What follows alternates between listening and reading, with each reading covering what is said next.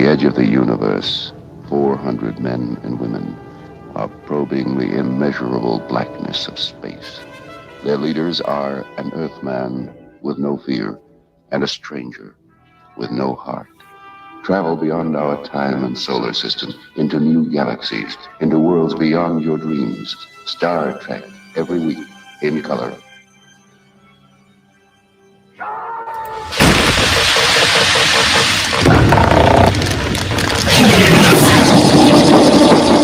Oh my goodness.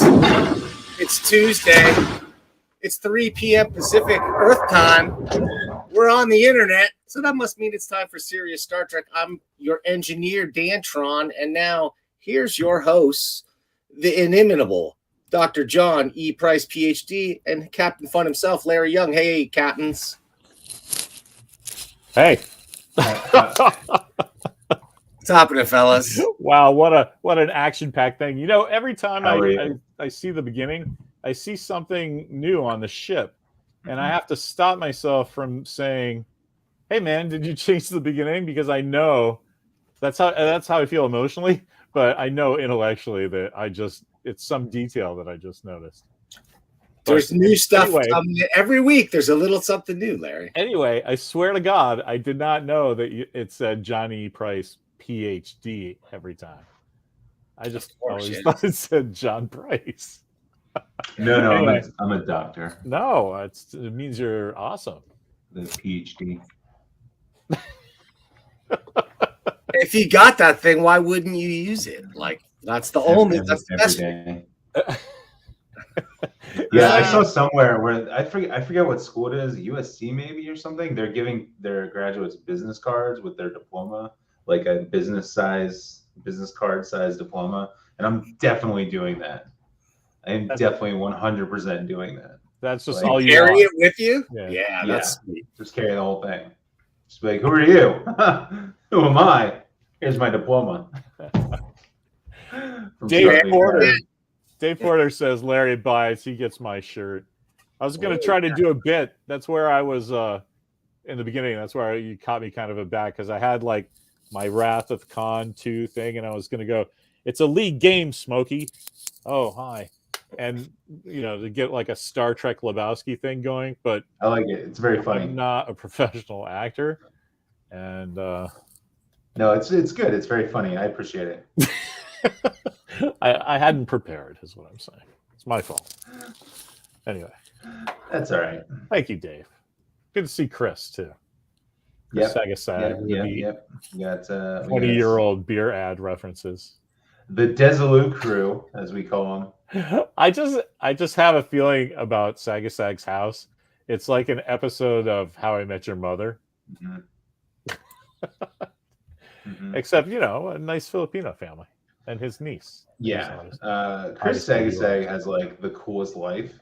Because like every time he posts that like, oh, I went to Target today and bought like a limited edition Black Series, Wrath of Khan, only 100 of them have ever been made. And, I just bought one at Target today and I was wearing a communicator badge. I don't know what's up. I'm Chris Sagasag, It was pretty weird. He does put me to shame because that Target stuff is insane because I shop at the exact same Target. And like, I'm like, you're a fucking liar, Chris. When I was there, it looked like somebody, cleaned it all out. And then I realized. Yeah, Target's never near. I could never find anything at Target. I always look. I always get in trouble because I disappear. You got to know the days they put the toys out. You got to be there on the morning. You got to know a guy. You got to grease a couple palms, Larry, and you can make it happen at Target for sure. It's pretty insane of the level of like obscurity of some of these toys that are like Target exclusive, like in the most mass marketplace imaginable. It's like a very obscure variant of a not that commonly known kind of character. It's pretty wild. I agree. Their Lego selection also at Target. Last time I was there, they had the Seinfeld Lego collection and the Friends. Dude, collection, and Legos have gotten incredibly like sophisticated, right? When I was a kid, it was just like different color blocks, and you're like, oh, it's a spaceship, right? Now it's like, yeah, you can build the Seinfeld living room. It's like, who's doing this? Who's running Legos? I should buy stock in Lego. You know, You know what? every other stock is plummeting. Why not Legos? I seriously. I love the whole Lego history that they were going out of business, and then somebody was like, okay, let's Hail Mary, we will do the Star Wars license, and that saved the company. Right. Yeah, right. I think that's awesome. Heck of a Hail Mary there. Well, but you're putting all your money on black. You know what I mean? Yeah, definitely. Yeah. Because if that didn't work, then you go out of business and still owe George money, and you know he comes to get it. Oh yeah, he sends he's a collector. He sends Coppola. That's the joke. He sends Coppola to go collect for him. Who's Coppola? Francis Ford Coppola. I thought he was Italian a gangster. like I'm having a cobbler, you know? No, I'm probably just having a stroke. Cobbler. Don't worry. That's a cool name for a character, though. I'm a cobbler, you know?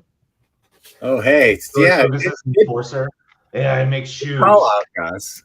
Good call out, guys. Sorry, Larry, you might recognize this. Price, you're not a Bay Area guy, right? No. Larry, you recognize Charlie and Humphrey? Remember these dudes?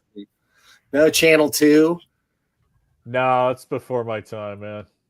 I got here in like 92. So, you know.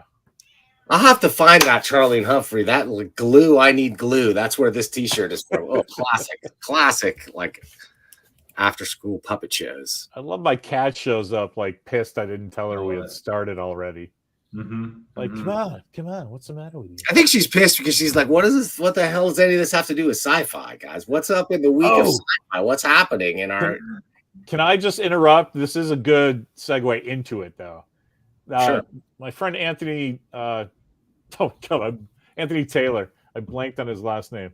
He's just a big shot genre guy, and he's running this benefit for auction for Planned Parenthood down in Atlanta, and asked everyone he knows to paint the little Universal figures that Marx did back in the early '60s. They brought them back out again, so it's a cool thing. Somebody paints it like Evel Knievel, somebody makes it Boba Fett, right? So I bought a John Price figure. And kind of like there, that's the Phantom of the Opera. I like it. He's instead of his, he's got the mask. Anyway, I have a John Price figure head. If you need it, I save the parts. If you want. You know what I'm talking about. It's a Buzz Lightyear figure. Yeah, it's Buzz and Lightyear. The sculpt looks just like John. My wife thinks it looks nothing like me, and I'm never gonna forgive her for it. I briefly thought I'd make like a little jewelry box with cotton in it, and maybe put some like. That looks exactly like me. I agree, right? And she doesn't see it, huh? She doesn't see it at all, right? This guy, right? I was gonna put the Buzz Lightyear head in a little box and make it look like its head had been cut off, but I was like, I don't know. I don't know if she would go for that. Nope, I've tried. Nope. Because she's a scientist.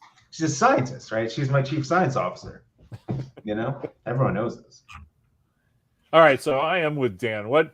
Oh, we were going to make fun of you for still not having seen Lower Decks yet. Yes. Except for the fact that I've seen it twice, and I still couldn't tell you what happened in it. There was a great Deep Space Nine joke in the beginning, and then I just kind of zoned. Everybody loves the Deep Space Nine episode. It's getting a lot of positive press. Here's the thing. Suspiciously amount of positive press. Yeah, I think it's probably erring on the right side of true, because it's great, but it is exactly what everyone means when they say fan service. But this one, I thought, even though I don't dig on the Deep Space Nine characters that much, I still found this one kind of more like a crossover. But it's only because I know that the Lower Decks guys are going to be on Strange New Worlds next season. So I'm like, this actually kind of makes sense. But I mean, because one of the things I like the most about Lower Decks when it first came on was that they weren't yes, there was jokes about things we knew, and yes, the Packlids were the big bad. But it wasn't like, hey, we're going to DS9 this week. Hey, we're going to and when they did go to places that you knew, it was that was the joke. The joke was, hey, we have to go back and like do second contact, right? That was the whole premise of the show originally. And that's the part I liked, right? Because like this is what Strange New World does. Like Strange New World is like, um, hey, remember that thing? We're gonna do that thing that you remember. It's like, yeah, but you're not doing it ironically, so it's not funny.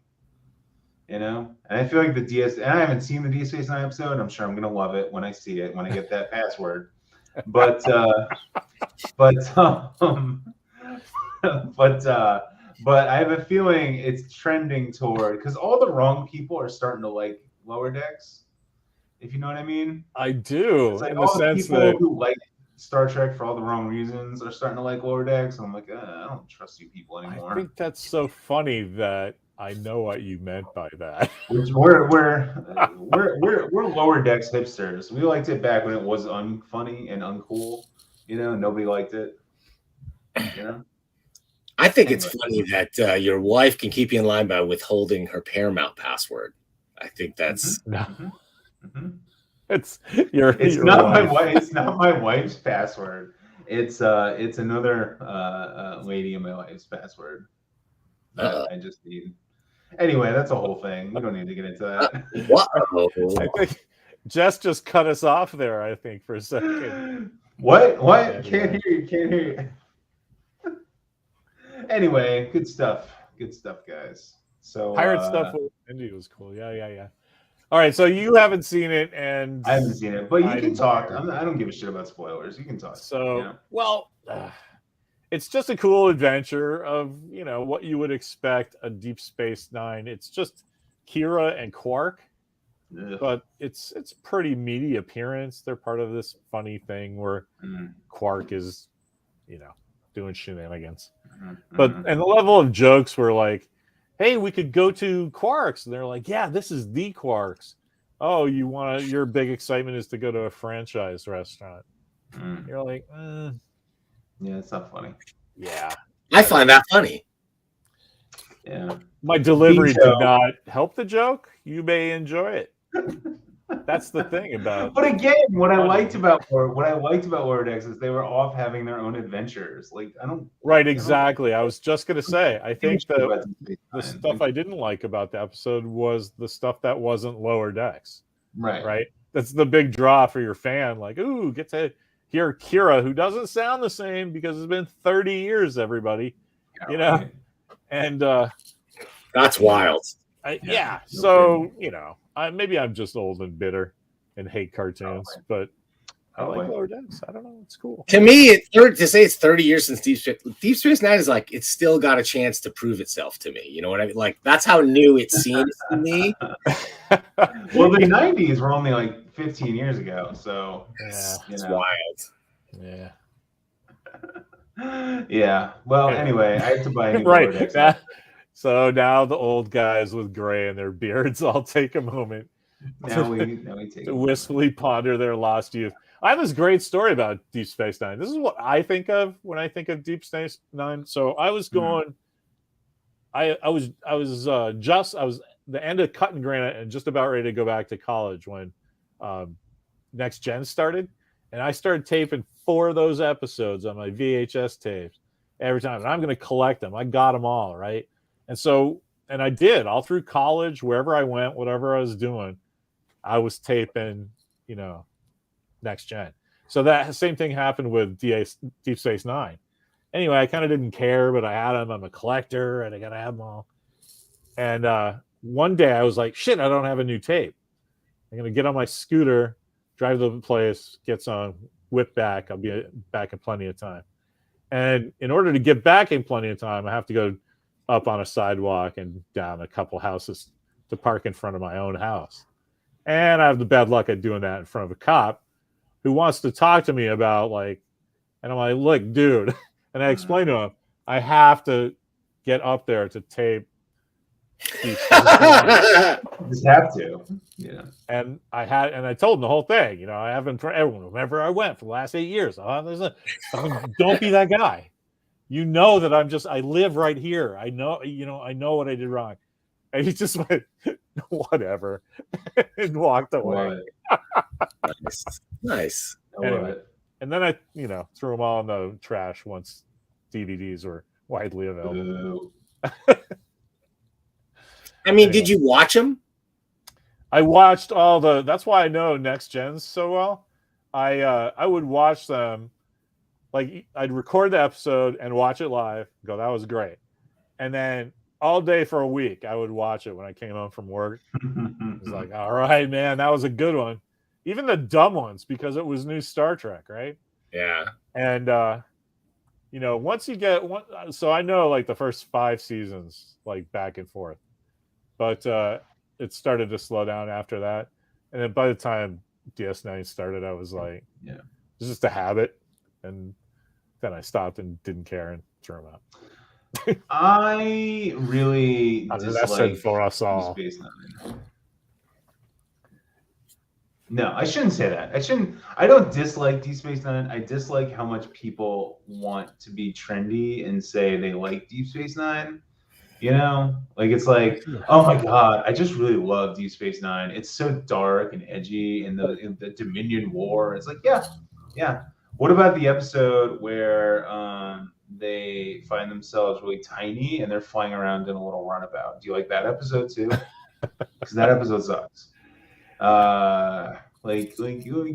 Can you physically watch the first season? Because I can't. Like the first season is pure trash. Like, yeah.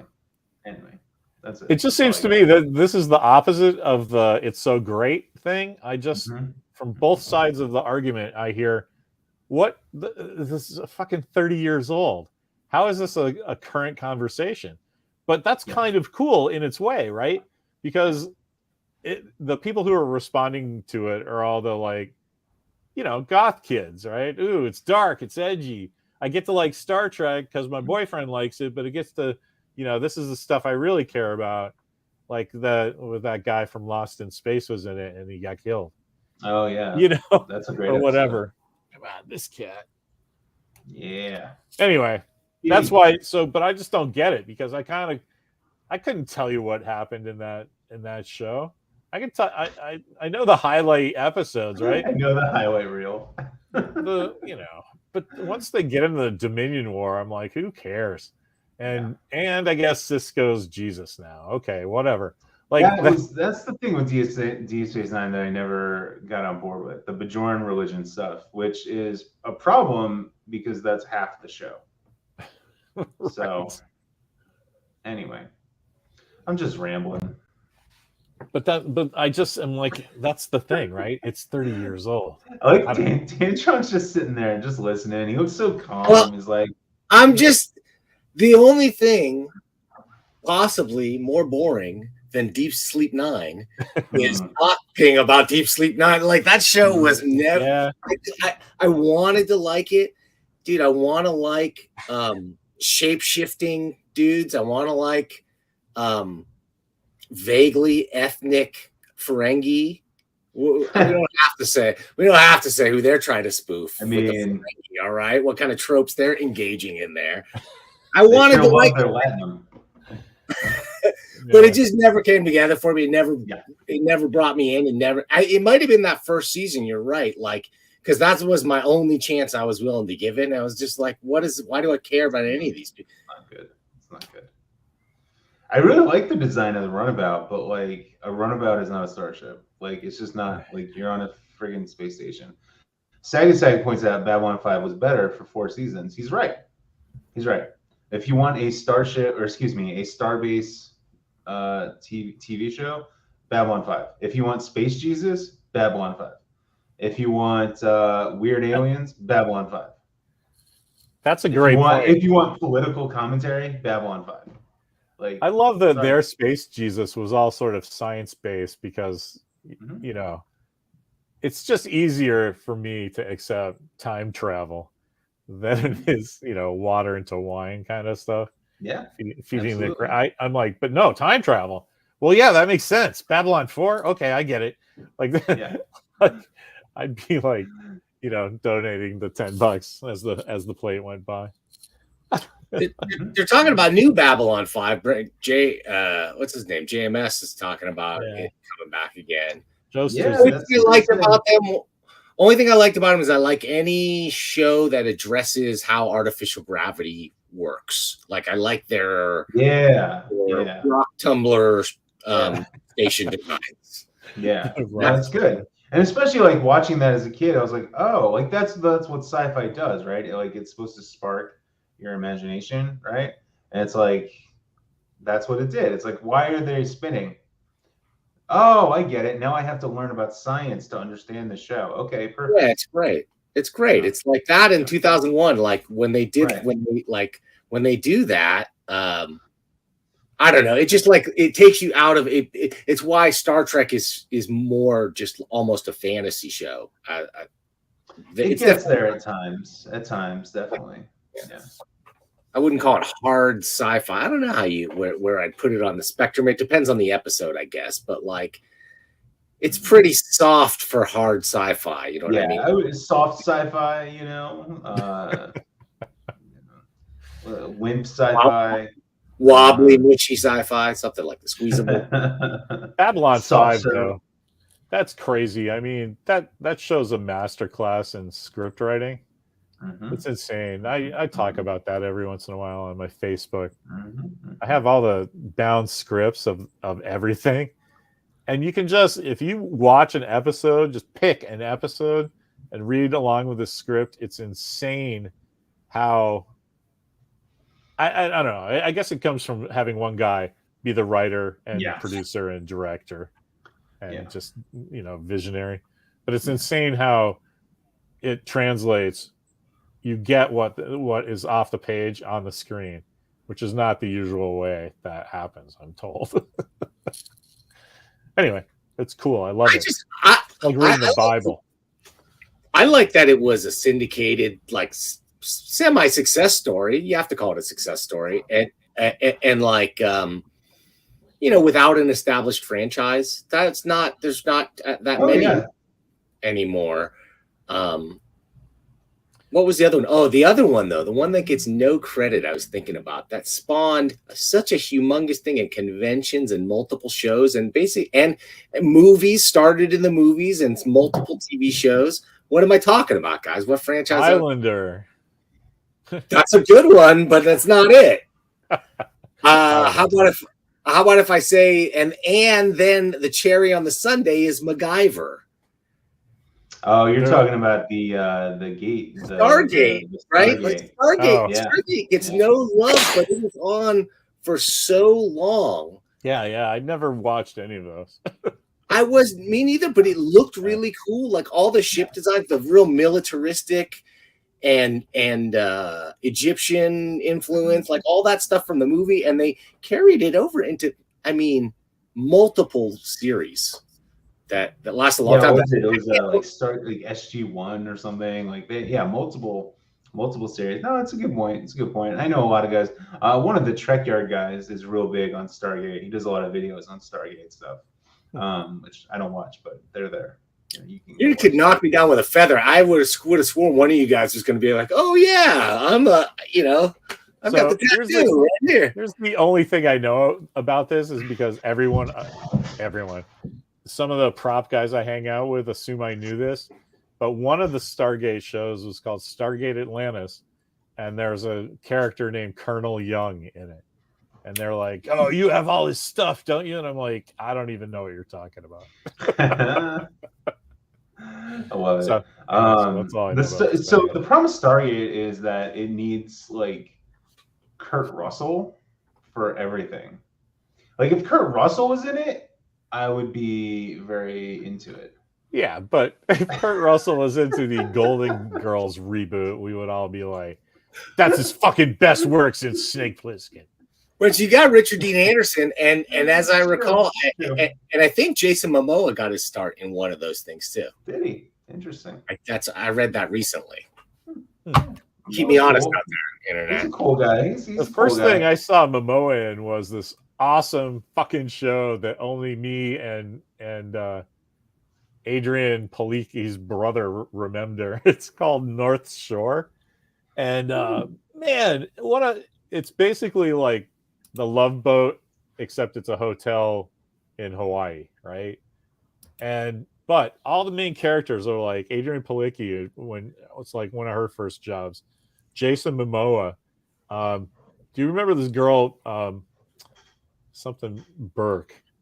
But anyway, she dated Bruce Willis for a while. She was in it, and James Remar is the owner of the hotel, who's from Alien. He was the original, like, he's not from Alien. He's from Warriors, but he was the original character that Michael Biehn played, and then they just threw him out because his cocaine was too expensive, and cast Michael Biehn. What's that character's name? I should know. Hicks. Anyway, guys, he is an alien. He's not. No, he's not. He was originally, but then they kicked him out. I see. He was originally Hicks. My fault. That's my So fault. no, it was my fault because I was getting way into my own trivia. I'm sorry. It's kind of a weird day here in my house. Mm-hmm. The weather's cold and dark, and I don't know. So that was all me. My energy was weird. Sorry, man. Yeah, I saw Jason Momoa in that movie, Conan the Barbarian. Yeah, I think it was called. And boy, was that awful. Yeah, that was a terrible movie. Yeah, that wasn't his fault. Not as bad. Look, I love The Rock. I think The Rock. I would vote for The Rock for president. But that Hercules movie, dude, that was bad. That was a bad movie. All right, that was a bad movie. Speaking of bad movies and Bruce Willis, which is almost synonymous these days, that's kind of a sci-fi thing in the news this week, right? Like Bruce Willis licensed his deep fake likeness. Although, how different is that than licensing just the likeness of yourself, which has been done for a long time? I don't get the distinction. We're gonna have new Bruce Willis movies forever. Yeah, I don't see the downside. I don't see the downside. Downside. Thank you, Bruce. Thanks for thinking of us. Yeah.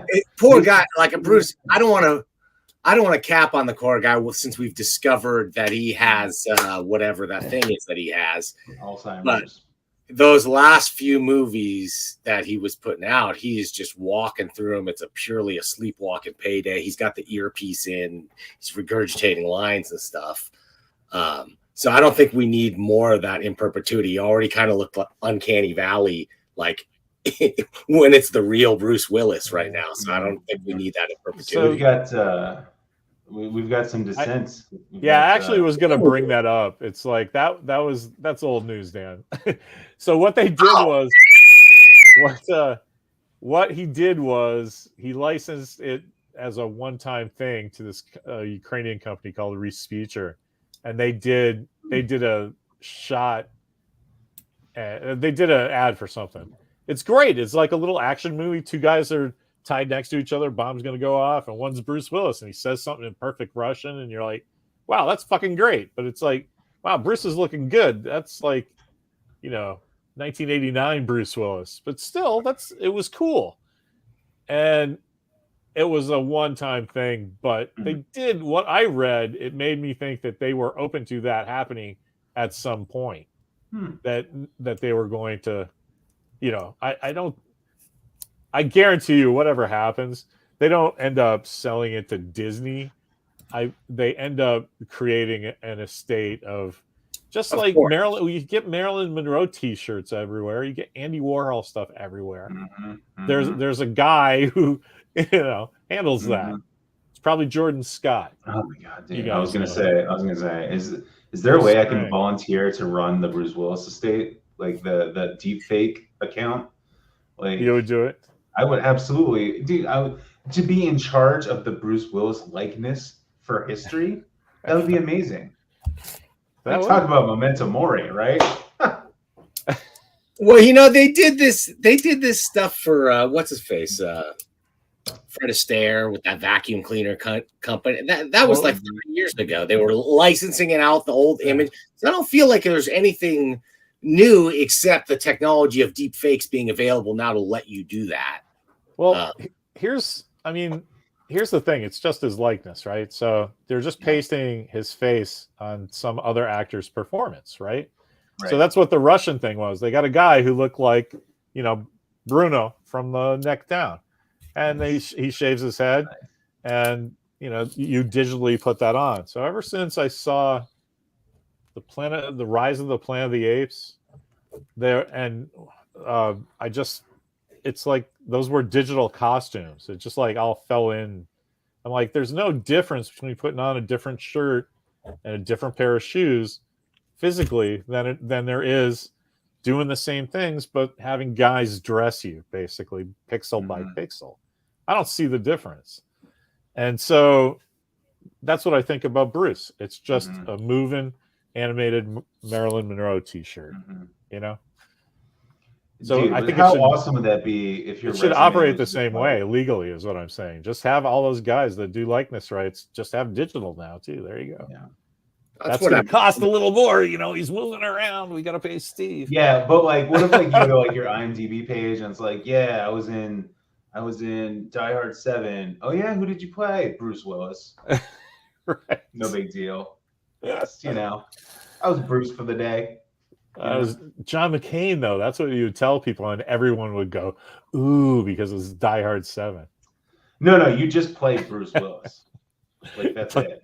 Like, Bruce Willis in Die Hard? Yeah, 7? We're just completely What would that be? The entire thing. Him trying to escape from Sybil Shepherd. Yeah, right. That'd be amazing. What if you played Sybil Shepherd too? If he played Sybil Shepherd, right? Me and Jordan, we can just like. I was thinking how you would hire Sybil Shepherd now. Dude, that'd be amazing. Hire her now and then have you guys watch digital that? That's pretty sci-fi. Sorry, man. What?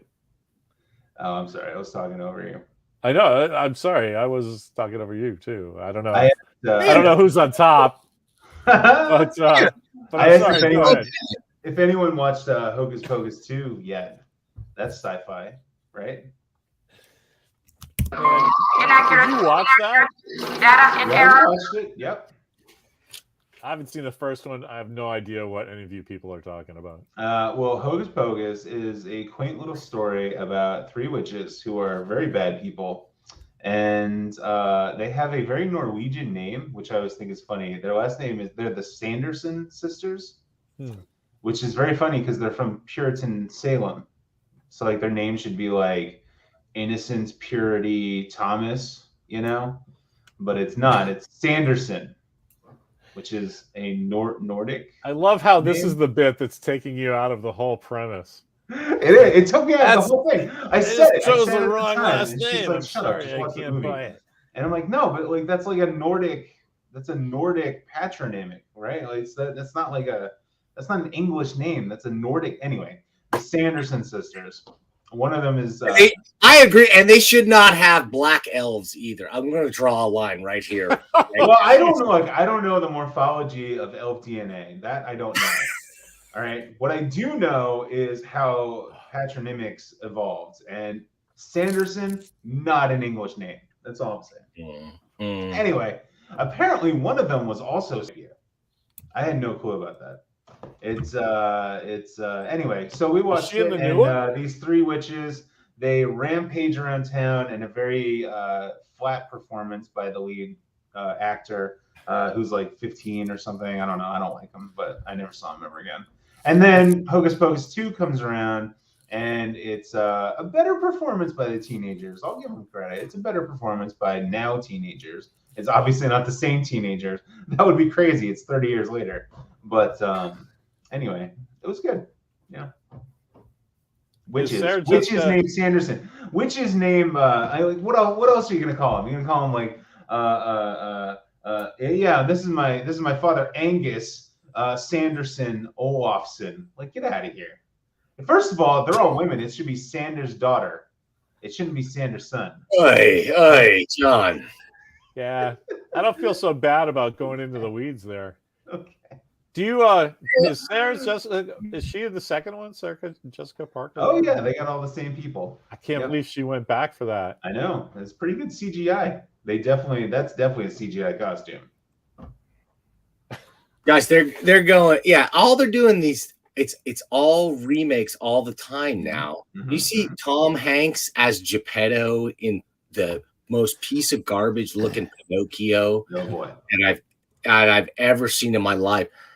And I'm super excited. You know, Guillermo del Toro is doing a new Pinocchio, like a seriously dark, like more based on the original Grimm's Tales, I guess, or whoever's Tales that was. Yeah, it looks good. That could be fun.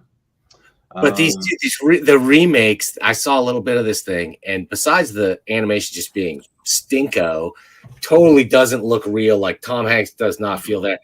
They've taken all the edge out of it. Like no drunken revelry for Pinocchio. His lies are like very reluctant and very minor. Like they've just whitewashed and sanitized the whole thing till it's garbage. Well, he doesn't want to lie. He doesn't want to lie to Tom Hanks. He wants to be a good person because in this new hellhole that we live in, nobody lies. Anyway, the point is, we should just make a whole bunch of new movies. I don't understand why they do this though. Like they take the edge off of all these movies. Like, why? People want edgy movies. People like edgy movies. People like edgy stories. There's certain kind of stories you can't tell anyone. Like in the old one, you just gotta grow up. In the old one, Pinocchio is drinking beer and he loves Pleasure Island. He's like so into it when he grows donkey ears. He's like so into the revelry. In this one, he's like, oh my goodness, the children are misbehaving, and he's very like not involved, doesn't want to misbehave. It's really. Yeah, boo. But I just don't get it. Like, what do they think kids don't drink or something? Like, do they think like, oh, if we show kids drinking, it's going to cause an epidemic in kids drinking? It's like, no, just tell a damn story. Show a movie. People like edgy. People like dark characters. That's it. That's all I got. Yeah, this is why the world needs more Popeye. I've said this before. I've said it again. Popeye was the thing you need, but you can't have a fist fighting, pipe smoking sailor who like solves every single problem with his fists at the end of the episode. It's just not okay for children. I'll tell you what though.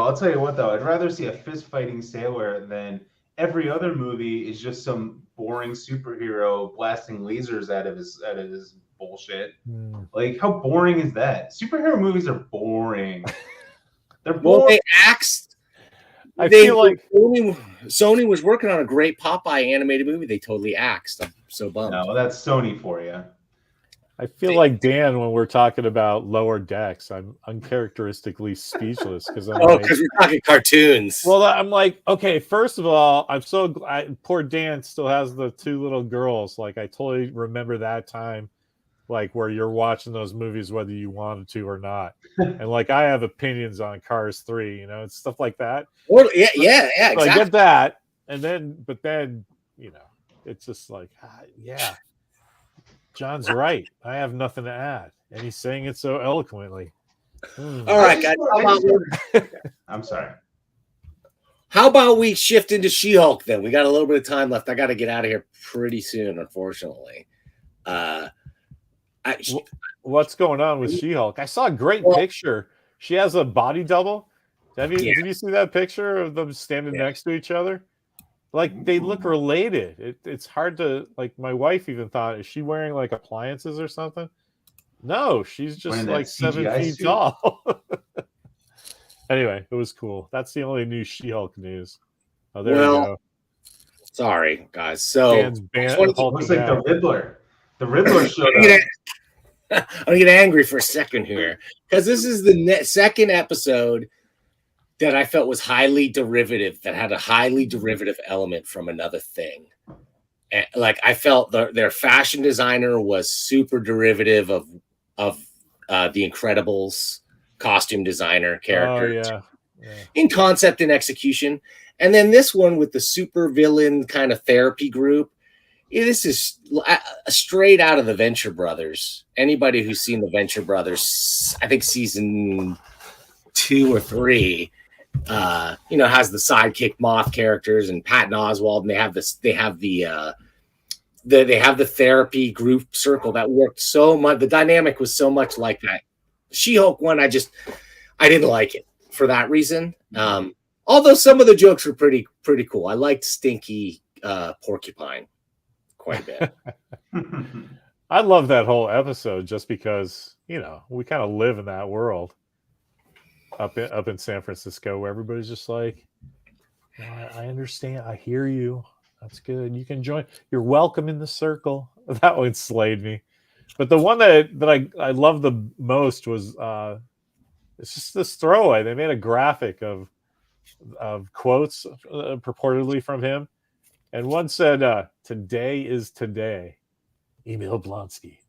Nice. And I just was like, wow, I think I just turned into a hippie because I totally get that, like live in the now, Larry. While I'm watching the show, which never happens. Anyway, today is today. I love it. Yeah. And now I'll get my ukulele and play Kumbaya. Right? Well, I like the kind of goofy characters. I'm just not sure where they're going with the Wrecker character and the Wrecking Crew. Like just a lot of, I don't know. There's a lot of weird kind of continuity with that character. He almost seems like they shoehorned him in like later in the season or something and put him back into those episodes. I don't know. There's something off of it. Are you trying to figure it out? Because I mean, it's one thing or the other, right? I mean, it's either just some funny throwaway thing that he was like, toxic masculinity, and then you see him, being all soft and full of void and whatnot. Which is a perfectly fine joke for the show, right? Or he's the head of the intelligentsia, right? Who's after her with the blood in it. He's the Hulk King. So I mean, it's one or the other. I don't know, but a show like this, I just kind of like, it's jokes. I'm not looking at this like I was watching Agreed. Lost, Agreed. John Locke, that means something, It's, I don't know. I'm kind of mad that they didn't keep the guy from the Netflix Daredevil, who was making all the gear for Daredevil, because that was cool because Daredevil's a street level guy, right? You mean the actor? No. There was a. We're talking about the guys who make, like in this one, the guy who made that guy. Stuff is this like flamboyant guy. In Daredevil, he was more this like guy with a hammer sort of thing. Yeah. And you got the idea he was a little slow even, that was his thing, that he made Stiltman stilts and. You need these batons. Okay, he's your guy. I forget the character, but that works for Daredevil. Like having him go yellow and uptown, and with Edna Mode or whatever her name is. It just doesn't. I get it because it's a funny show, right? But I really hope it's not like The Odd Couple, where you're like Daredevil comes in being Tony Randall, and I get it's her show, but she gets all the good lines. It's like, because it really doesn't seem like somebody's chocolate is in their peanut butter. It seems like somebody's, dookie is in the peanut butter. Well, I feel like they're setting us up for a big tonal shift, and we'll see like a super serious episode, like as the season finale or something, like something world bending will happen. Oh, that leads into the next thing. Yeah, that's my guess. I think that's a pretty fair bet. Because the Hulk went off to go do whatever his next thing is, right? So, they'll probably more overtly set something else up. But man, that's what I love. I was kind of off on a rant about this the other day, that like regular paid critics they try to review all the MCU stuff like it's a TV show or it's a Halloween special or it's a movie. And it's like, dude, it's Marvel is its own thing now. So that's like when Scorsese is like, those Marvel movies are not cinema. He's 100% right. Yep. Right? Because it's whatever Marvel's doing, it's its own thing. And that's why no one can replicate it. And I almost think they harken back to the old days of like the serial days, the days where they're like, we want to keep you coming back and coming back and coming back, but still tying it in, in a sort of meta fashion. I mean, it's a once in a lifetime thing. I don't think we could see it again because I don't know that there's another property that could do it the same way. I mean, is it fair to, and I don't know, you guys tell me, is it fair to think of it as a multimedia comic book run? Like this is the MCU. This is what it is. Yes, absolutely. Yeah. That's how I think. And that's why other people can't do it, because they don't think of it that way. Yes, it's interesting because peace in the Middle East. It's interesting because it does have parallels that way when you think about it, because every comic book has its own kind of tonal shift and complete different style based on the writing and arting team and editing team and whatever direction, like and so that the fact that they have the confidence to say these are all set in this shared universe, but yet can go on a wacky comedic turn, which they've been experimenting with, right? Like with Thor going wackier and wackier with each episode, and like now going just full on, let's just do it. They had the perfect property for it. Now DC has properties that they could do it with, but like, could you ever see them pulling off like the comedic Justice League the way, because those were running almost contemporaneously, She-Hulk and that Justice League of America, the Maguire and DeMatteis one that was like straight up comedy, but it had Batman in it. You know what I mean? Like, DC would do that. That was crazy, that run, because Batman was the comic relief, and all he would do is just go, and that was like the funniest fucking way to go out of a scene every time. Yeah, that was insane. That was a great run. But what I don't understand, I'm sorry. I was just gonna say, I think you guys are right. But every tick of the clock that goes is further time that somebody cannot do this, because part of it now is that this Avalanche is going. What are they on, like year 13 or something? Guys, we got a celebrity chatter. Good old Comics Artist Pro Secrets. Our friend Larry, we reviewed his comic Cyberfrog. Remember that? That's fun. Cyberfrog. Yeah, this is the Cyberfrog guy. Nice. My question with regard to DC, and again, I'm not a comic book guy, so feel free to school me, but my question with DC is like, they are so up their own ass on making everything dark and serious that like even when they want to go and make it, we have to replicate it, we have to make it like Shazam was funny, right? Because they didn't make it dark and serious, but like Batman doesn't have to be dark and serious. Superman doesn't have to be dark and serious. Like the 60s TV show was a very popular TV show. It was not dark and serious, right? So it's like, obviously they're not going to reproduce that, but like get a comedic person who understands what they're doing, not Joss Whedon, and like you know what? And it shouldn't be that hard. I think Joss Whedon could do it if he had done it from the beginning, like he did with Avengers, because he pulled off the tone in Avengers. It's just when you take a Zack Snyder movie and decide in the middle of it you want to make it into this other thing that a Zack Snyder movie is not meant to be, you're destined for the tonal whiplash that they had in that movie. That just talk about a wasted opportunity.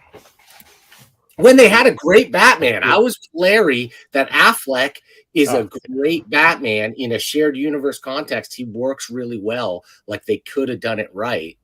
The thing that's amazing about him is he's an excellent Bruce Wayne, and he's an excellent Batman. Like there's nobody in between him and Adam West that did both. There were guys that were great Bruce Waynes, and then there were guys that were great Batmans. But like, and plus, old bitter Batman is kind of a thing that we haven't seen, and is close to Dark Knight Returns as we're probably going to get. That's the thing. I don't feel like he's old. He's still a baby face in my mind. He's an old guy, I guess now. Maybe that's just me again, like not aging, but like to me, it was like Clint Eastwood. I guess that would be really ridiculous at this day and age. But like, right now, who would be the Dark Knight Returns? Like if they cast Frank Who Miller, would you cast? who can you cast? The only guy I see is Josh Brolin. That even to me even comes close to the right age and body type and. Yeah, I don't know. I don't think you can do it. Idris Elba, thank you. Thank you. Daniel Craig. Daniel Craig could possibly pull it off, but like I don't know. He can't pull off Bond, so he's got to pull off something. I don't know. I think it's pretty tough to cast. Yeah, that's a rough one. I mean, I might, but all the guys that we can think of are like superhero guys already. You know, I'd like to see somebody that, you know, you just wouldn't think of as that guy. I don't know. Because, like, you know, what's his name? Hugh Jackman can do it, right? But, like, I don't know. Jeffrey Dean Morgan, Yes, you know, that I see that. I loved him in Rampage. Did you guys see Rampage? That dumb rock movie based on the video game? Yes, I did. Yeah, I didn't. I heard it was really good, but I didn't. So that movie is spectacular. It is so much better than it has any right to be, that you actually give it like another 10 or 15 points in estimation, because you're like, fuck, that is a great thing you're pulling off there. You know, this maybe your socks like didn't match or whatever. But extra. Anyway, he plays a guy that's like the other government agent that's following them, and he says that's who he works for. It's like not the CIA. He works for the OGA. It's an other government agency. Oh my God. Oh, dude. Oh, this makes me cry. Dave Porter, John Hamm for Dark Knight Returns. Yeah, that's it. You could do it. He could be Batman. I thought he was a pretty good one. He's got the acting chops to pull it off for sure. Oh my God. Just imagine his voice going, "The rain is like a baptism." Oh my God. Yes. Yes, John Hamm. Cut, print. I'll tell you the truth. I actually see in a few years, I could see Henry Cavill. Yeah, you know, being there, but it's going to take a couple years. But like, I thought he was not. I mean, he was not my favorite Superman. I know you loved him as Superman. No, I mean, I think he's great. I can't think of anybody better now. He's you know, he just got that lovable lunkhead look about him, right? So what you need for Superman, like the costume and stuff's not his fault. And, you know, he made it kind of adult, right? He wasn't being so like 1970s. Oh, Christopher Reeve, you know, he's falling into bathtub with Lois Lane. Yeah, right on. I didn't have trouble with any of that stuff. But John Hamm as Batman in Dark Knight Returns, yes, please. I'll watch it. Did you see Confess Fletch yet? That's amazing. Go see that. No, I want to see that one. But then you need to cast a young Superman for Dark Knight Returns too. So it's like, yeah, but that's easy, right? I mean, Pete Campbell done. Anybody with a square jaw and some black shoe polish, you can make it look into Superman. Yeah, and Superman's kind of the heel in Dark Knight Returns in a lot of ways too. And so the thing about Dark Knight Returns that Price would love, have you ever read that, man? It's a whole thing. They're using Batman as a political satire against Reaganism. It's not like subtle. Anyway, it's kind of this weird response to V for Vendetta, if you ask me. I never really talked to Frank about that, but did I tell you Tom Cruise told me not to name drop? Like, I just said I haven't talked to Frank. Like, me and Frank Miller on the phone. Hey man, what's up? Anyway, what's a Forbush man? Oh man, that's going deep. Marvel. Irving Forbush was the Fantastic Four's mailman, and he became a superhero called Forbush. John Hamm can be a mailman. I can see that. Except he's patterned after Stan Lee. So I think you're mixing him up there. I don't want to quibble. I think you're mixing him up with Willie Lumpkin. Oh my God, I certainly am. Bad man. Larry, go to the corner. Not Brand Ech, if I believe. Oh yes. And the cutout and the pot and the underwear. Yes, Willie Lumpkin was the mailman. Thank you, Chris. I literally got spanked by 4 people at the exact same time. There's only 11. Quatloo for you, Chris Sagasag. Quatloo for you. Holy cow! We have to go out on that too. The That means embarrassment of Larry. that sound means Captain Fun has been caught lacking on a critical point of FF continuity. But it also means that what else does it mean? Wait a minute. It means that I got to get out of here. My headphones are dying on me. But what's not dying out there is you guys watching. We appreciate the people watching throughout. We appreciate all the usual faces and some of the new faces. Good to see Ethan Van Sciver out there checking out. This guy has got 100,000 plus YouTube subscribers, but this is what he's watching. You see what I'm saying? Because he knows where to get the quality sci-fi takes. He's a big Star Wars fan himself. Maybe we'll have him guest host on the show sometime, Larry. What do you think about that? Talk about Star Wars? That sounds awesome. Yeah. He is a Star Wars fanatic, so maybe we could do that sometime. You never know. Okay, but coming up, I've got a little something to take us out on. Oh, yeah, by the way, today's To Catch a Predator. So this was actually the second most offensive title. I actually wanted it started with me thinking that if you had a convention and a group of people that were really into the Predator franchise, would you call them predophiles? Right? And that's what I think you have to. Yeah, it's a short hop after that, right? Yeah. So I dialed it back one notch to stay away from the algorithms and to stay. Dan, I said that when we were before the show. I was like, you don't get enough credit for all those great puns. Oh. Your Photoshop work's amazing. Every week it's different and hilarious. You rock. Thanks, man. Quatloo for you, Dantron. Aw, thanks, guys. Well, I have a rule that I take the first stupid sci-fi pun that comes into my head and I just start making a fun man. I freestyle on that. It's working. Wait, my battery is low here, so I'm running out. I'm going to take us out. I've got one link before we go, one little last video tidbit to take us out on before we leave, and we're going to be back. When are we going to be back? We're going to be back. Whoops. We're going to be back. What was I going to say? Next Friday. No, not Tuesday. Friday. Right back. Next Tuesday. 3 p.m. Earth Pacific time. Where's that gonna be, Captain Fun? On the internet. Wait. Hello, I'm William Shatner. I'm Jewish, you're probably not. That's too bad. Or good for you, depending on your point of view. You see, in America, we can all practice our faiths however we choose. People have been coming here for a long time for that. In fact, since the year 1620. Mazel tov, pilgrims. Mazel tov.